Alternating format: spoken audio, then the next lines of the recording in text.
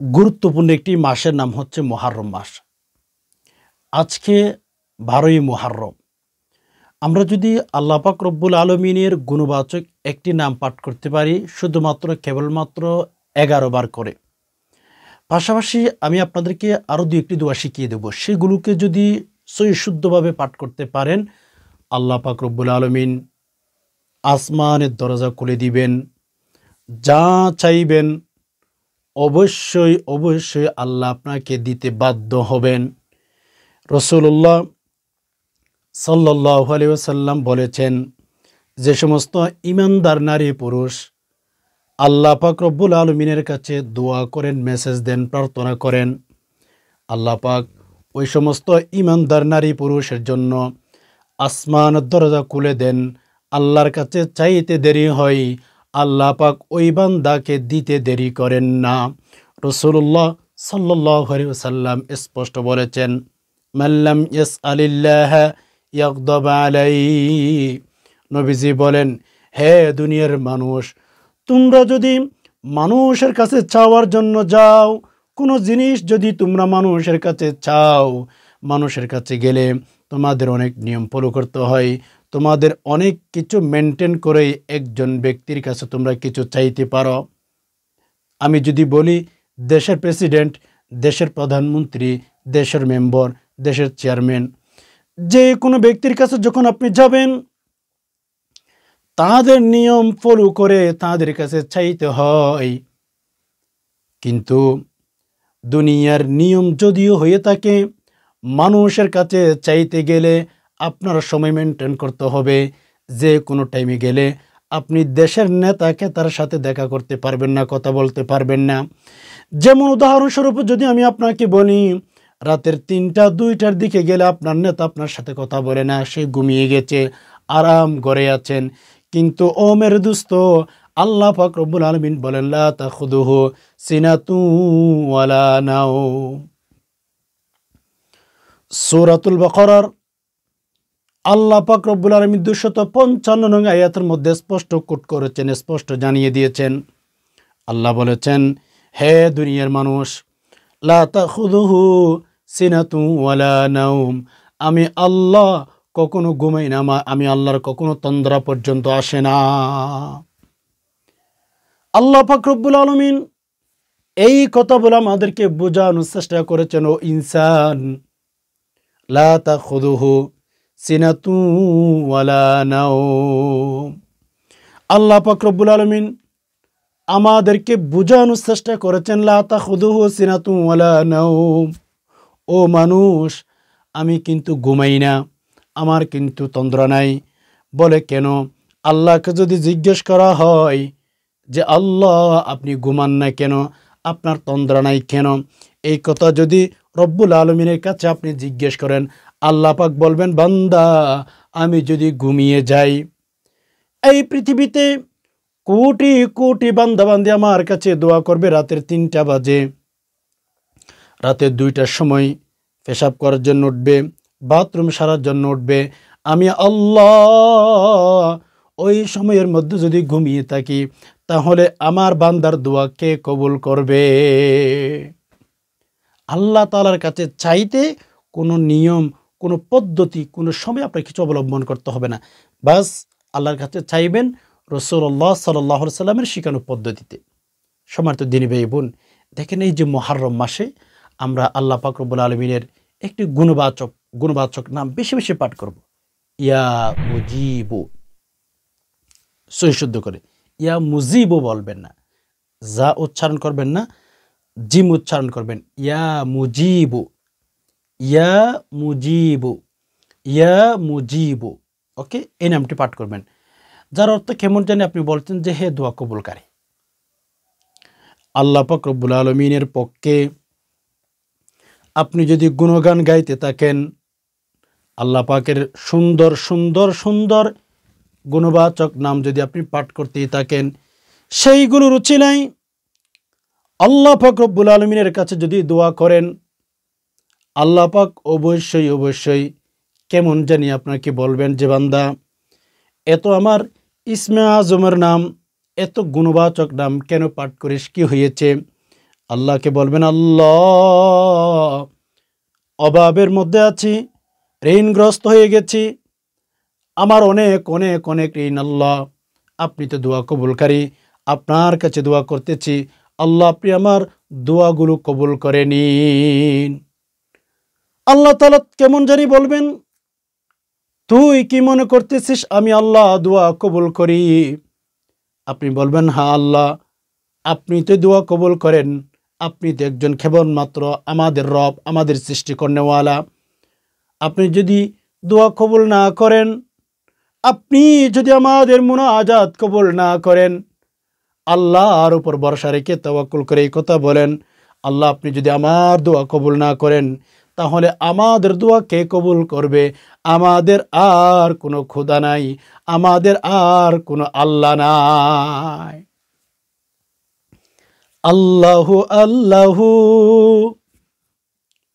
তুমি জাল্লে জালালুহু, শেষ করা তো যাই না তোমার গেয়ে গুণগান। আল্লাহু আল্লাহু তুমি কাদেরু গাফফার, তুমি জালিলু জব্বার, অনন্ত অসীম তুমি রহিম রহমান। আল্লাহু আল্লাহু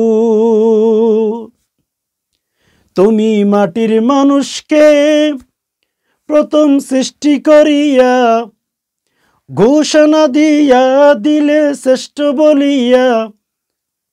সুবহানাল্লাহ। তুমি মাটির মানুষকে প্রথম সৃষ্টি করিয়া ঘোষণা দিয়া দিলে শ্রেষ্ঠ বলিয়া। মাটির মানুষকে, তাই নূরের ফেরেশতা করে আদমকে সেজদা, তুমি সবার চেয়ে দিলে মাটির মানুষকে সম্মান।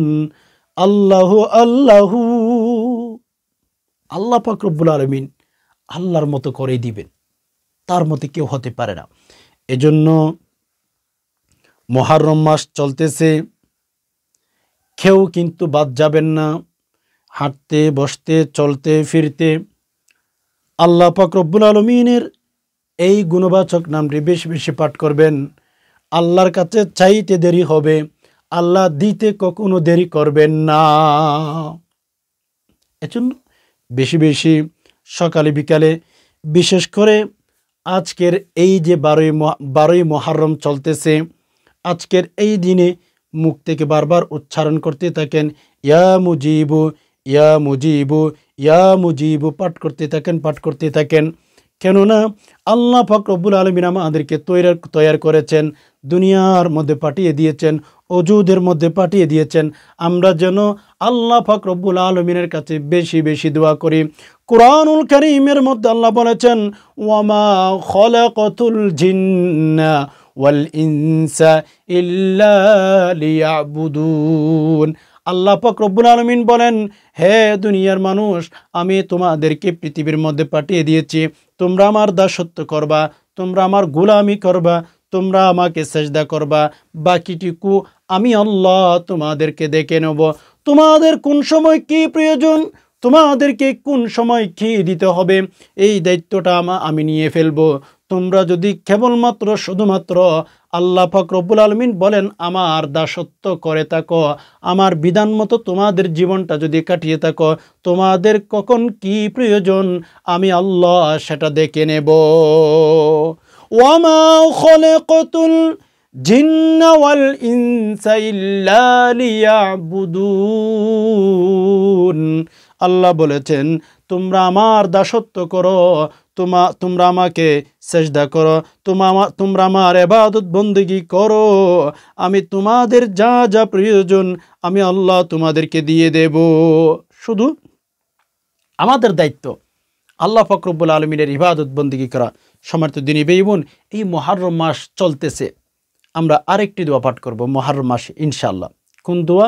আল্লাহুম্মা ইন্নী আউযু বিকা মিনাল হাম্মি ওয়াল হুজনি ওয়া আউযু বিকা মিনাল আজিজি ওয়াল কাসলি ওয়া আউযু বিকা মিনাল জুবনি ওয়াল বুখলি ওয়া আউযু বিকা মিন গলাবাতিদ দাইন وقهر الرجال اللهم إني أعوذ بك من الهم والحزن وأعوذ بك من العجز والكسل وأعوذ بك من الجبن والبخل وأعوذ بك من الجبن والبخل وأعوذ بك من غلبة الدين وأعوذ بك من غلبة الدين وقهر الرجال اللهم إني أعوذ بك من الهم والحزن وأعوذ بك من العجز والكسل وأعوذ بك من الجبن والبخل وأعوذ بك من غلبة الدين وقهر الرجال আল্লাহ রাসূল মুহাম্মদুর রাসূলুল্লাহ সাল্লাল্লাহু আলাইহি ওয়াসাল্লাম বলেছেন, হে দুনিয়ার মানুষ, তোমরা বেশি বেশি এই দোয়াটি পাঠ করো। তোমরা যদি ঋণগ্রস্ত হয়ে থাকো, টেনশনের মধ্যে পড়ে গিয়েছো, দোয়াটি পাঠ করো। তোমাদের অভাব অনটনের মধ্যে পড়ে যাওয়ার পরে তোমরা এই দোয়াটি পাঠ করো। তোমাদের যখন চতুর্পাশে তোমাদেরকে যখন বিপদ এসে ধরে ফেলবে, তোমরা যদি দোয়াটি পাঠ করতে পারো, তোমাদের হায়াতের জিন্দেগিতে যত ডিপ্রেশন আছে, যত বালা মুসিবত আছে, আল্লাহ পাক রব্বুল আলামিন সব ডিপ্রেশন দুশ্চিন্তা দূর করে দিবেন। এজন্য আসুন আমরা যদি বেশি বেশি বেশি দোয়াটি পাঠ করতে পারি, আল্লাহ রসুল ৬৩ বছর হায়াতের জিন্দেগিতে এক লফজ একটা শব্দ পর্যন্ত নবীজি মিথ্যা কথা বলেন নাই। এমনকি নবী আলাইহিস সালাতু ওয়াস সালাম কখনো কোনো ব্যক্তিকে হাসানোর জন্য পর্যন্ত মিথ্যা কথা বলেন নাই। সত্য এটি। আমরা যদি আল্লাহ পাক রব্বুল আলামিনের উপর পরিপূর্ণ ভরসা রেখে তাওয়াক্কুল করে দোয়া করতে পারি, আল্লাহ আমাদেরকে ঠকাবেন না, প্রশ্নই আসে না। দেন আল্লাহ আমাদেরকে এজন্য ঠকান, এজন্য আল্লাহ তো বান্দাদেরকে ঠকান না, আমাদের দোয়া এজন্য কবুল হয় না যে আমরা বিশ্বাস রেখে দোয়া করতে পারি না। হাদিসের কিতাবের ভেতরে এসেছে, যখন আমরা আল্লাহ পাক রব্বুল আলামিনের কাছে দোয়া করব, যখন আল্লাহ পাক রব্বুল আলামিনের কাছে আমরা প্রার্থনা করব, মেসেজ দেব, আমরা মনে করব আমার দোয়া অবশ্যই অবশ্যই আল্লাহ পাক কবুল করবেন, আর না হয় আপনার দোয়া ফেরেশতারা আল্লাহর কাছে নিয়ে যাবেন না।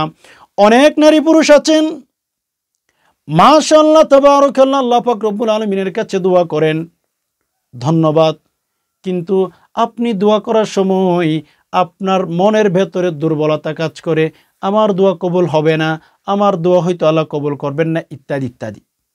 এভাবে দোয়া করলে তো কখনো দোয়া কবুল হবে না। যেমন সাহাবী একরাম যখন যেটার প্রয়োজন, যে সময়ে যেটা লাগবে, সেটার জন্য আল্লাহ সুবহানাহু ওয়া তাআলার কাছে দোয়া করতেন, আর আল্লাহ সাথে সাথে কবুল করে নিতেন। সাহাবীদের অনেক ইতিহাস আছে। জমিনে ক্ষেত করেছে, জমিনে ফসল লাগিয়েছে, বৃষ্টি না হওয়াতে যারা সৌদি আরবে থাকেন, এখানে খুবই বৃষ্টির একটা তেমন বৃষ্টি দেখা যায় না। বৃষ্টি না হওয়াতে সাহাবী খুবই টেনশনের মধ্যে পড়ে গেলেন। দেন আমাদের বাংলাদেশে, ইন্ডিয়াতে বিভিন্ন সময় দেখা যাচ্ছে প্রচুর বৃষ্টি হয়, মানে প্রায় সময় বৃষ্টি থাকে আর কি আমাদের দেশে। দেন সৌদি আরবে তেমন একটা বৃষ্টি হয় না, খুবই হালকা মাঝে মধ্যে হয়। তো সাহাবী ক্ষেত করছে, ফসল লাগিয়েছে, বৃষ্টি না হওয়াতে সেটা মরে যাচ্ছে, নষ্ট হয়ে যাচ্ছে। সেই সাহাবী নিজের ফসলগুলো দেখতে গেলেন, ক্ষেতের জমিগুলো দেখতে গেলেন, যে ক্ষেতের মধ্যে যে গাছগুলো লাগিয়েছিল সেগুলো একেবারে মারা যাচ্ছে। সাথে সাথে ওই জমিনে বসে গেছে, সাথে সাথে বসে আল্লাহ পাক রব্বুল আলামিনের কাছে দোয়া করতেছিলেন। উপরের আসমানের দিকে তাকিয়ে, হে আসমান, তুই যদি আল্লাহ পাক রব্বুল আলামিনের হুকুমে চলাচল করে থাকিস, তাহলে এই যে দেখ, আমি কিন্তু অনেক অনেক ফসল করেছি, আমার ক্ষেতগুলো মারা যাচ্ছে, আমার ক্ষেতগুলো মারা যাচ্ছে, বৃষ্টির প্রয়োজন, পানির প্রয়োজন। তুই যদি আল্লাহ পাক রব্বুল আলামিনের হুকুমে এদিক সেদিক আসা যাওয়া করে থাকিস, তাহলে এখন এই মুহূর্তে আমার জমিনে তোর বৃষ্টি দিতে হবে। কেমন ঈমান দেখে, কেমন ভরসা তাদের, কেমন তাওয়াক্কুল তাদের।